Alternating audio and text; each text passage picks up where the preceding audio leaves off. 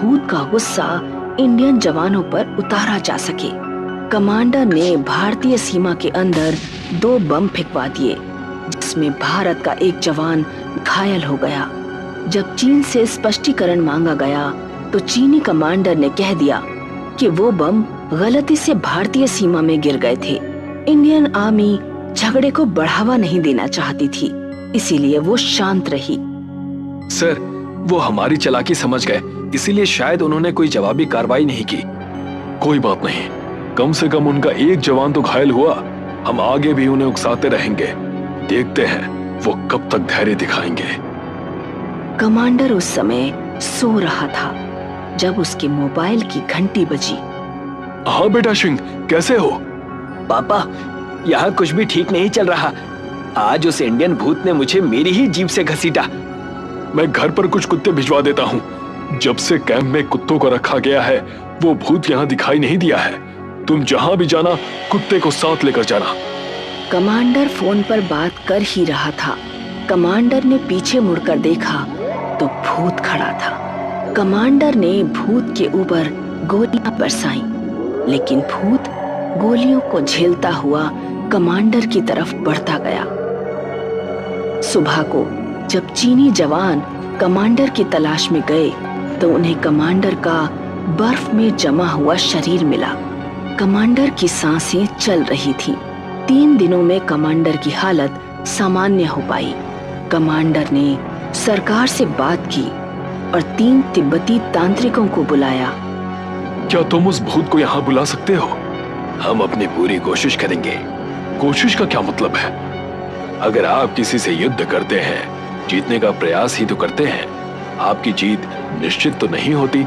हम आत्मा को यहाँ बुलाएंगे। अगर हम उस पर प्रभाव डाल पाए तो वो हमारे सामने आएगी।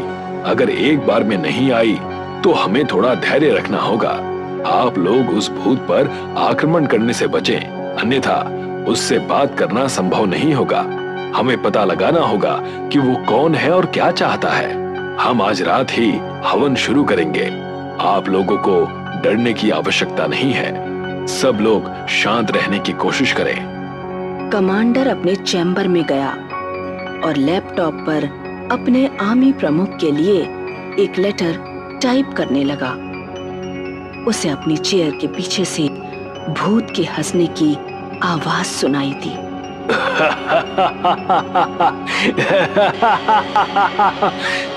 कमांडर ने बिना पीछे मुड़े ही रस्सी खींच दी और भूत के ऊपर जाल गिर गया। उसने बाकी के जवानों को भी बुला लिया। जवानों ने भूत को चारों तरफ से घेर लिया। सारे जवानों के हाथों में बंदूक थी जो उन्होंने भूत पर तान रखी थी। भूत जाल में फंसे जवानों के बीच खड़ा हंस रहा था।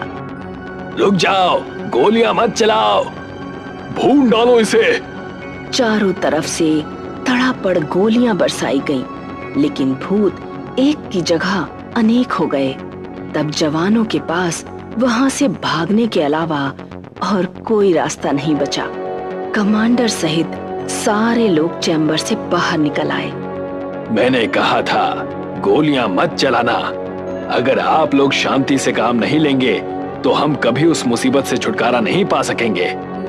तुम शांति का उपदेश मत दो, अपना काम शुरू करो। रात में तांत्रिकों ने हवन शुरू किया, लेकिन मंत्रों को पढ़ना शुरू ही किया था कि कैंप की लाइट चली गई और हवाएं तेजी से चलने लगी। ऐसा लग रहा था जैसे कोई तूफान आने वाला है।